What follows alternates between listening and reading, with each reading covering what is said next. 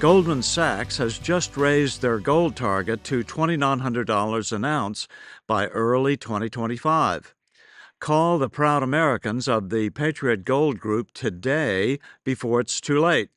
Patriot Gold Group has the No Fee for Life IRA, where your IRA or 401k can be in physical gold and silver. Patriot Gold Group is Consumer Affairs' top-rated gold IRA dealer 7 years in a row. Call 888-869-9656. If we don't have free speech, then we just don't have a free country. It's as simple as that.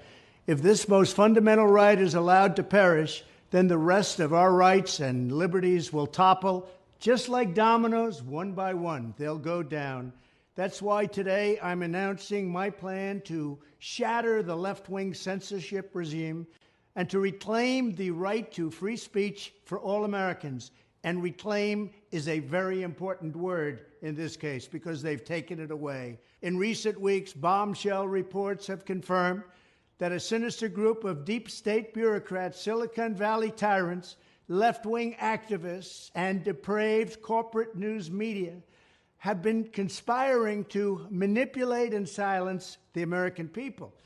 They have collaborated to suppress vital information on everything from elections to public health. The censorship cartel must be dismantled and destroyed, and it must happen immediately. And here's my plan.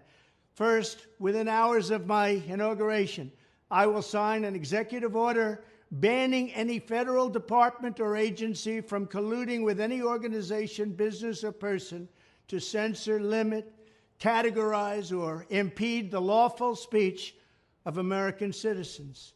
I will then ban federal money from being used to label domestic speech as mis- or disinformation. And I will begin the process of identifying and firing every federal bureaucrat who has engaged in domestic censorship, directly or indirectly, whether they are the Department of Homeland Security, the Department of Health, Human Services, the FBI, the DOJ, no matter who they are. Second, I will order the Department of Justice to investigate all parties involved in the new online censorship regime, which is absolutely destructive and terrible, and to aggressively prosecute any and all crimes identified.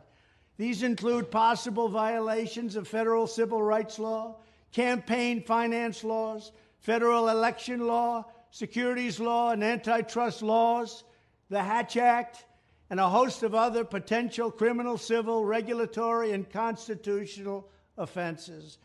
To assist in these efforts, I am urging House Republicans to immediately send preservation letters, and we have to do this right now, to the Biden administration, the Biden campaign, and every Silicon Valley tech giant, ordering them not to destroy evidence of censorship. Third, upon my inauguration as president, I will ask Congress to send a bill to my desk revising Section 230 to get big online platforms out of censorship business. From now on, digital platforms should only qualify for immunity protection under Section 230 if they meet high standards of neutrality, transparency, fairness, and non-discrimination. We should require these platforms to increase their efforts to take down unlawful content such as child exploitation and promoting terrorism, while dramatically curtailing their power to arbitrarily restrict lawful speech. Fourth, we need to break up the entire toxic censorship industry that has arisen under the false guise of tackling so-called mis- and disinformation. The federal government should immediately stop funding all nonprofits and academic programs that support this authoritarian project. If any U.S. university is discovered to have engaged in censorship activities or election interferences in the past, such as flagging social media content for removal of blacklisting, those universities should lose federal research dollars and federal student loan support for a period of 5 years and maybe more. We should also enact new laws laying out clear criminal penalties for federal bureaucrats who partner with private entities to do an end run around the Constitution and deprive Americans of their First, Fourth, and Fifth Amendment rights. In other words, deprive them of their vote. And once you lose those elections, and once you lose your borders like we have, you no longer have a country. Furthermore, to confront the problems of major platforms being infiltrated by legions of former deep staters and intelligence officials, there should be a 7-year cooling-off period before any employee of the FBI, CIA, NSA, DNI, DHS, or DOD is allowed to take a job at a company possessing vast quantities of U.S. user data. Fifth, the time has finally come for Congress to pass a digital Bill of Rights. This should include a right to digital due process. In other words, government officials should need a court order to take down online content, not send information requests such as the FBI was sending to Twitter.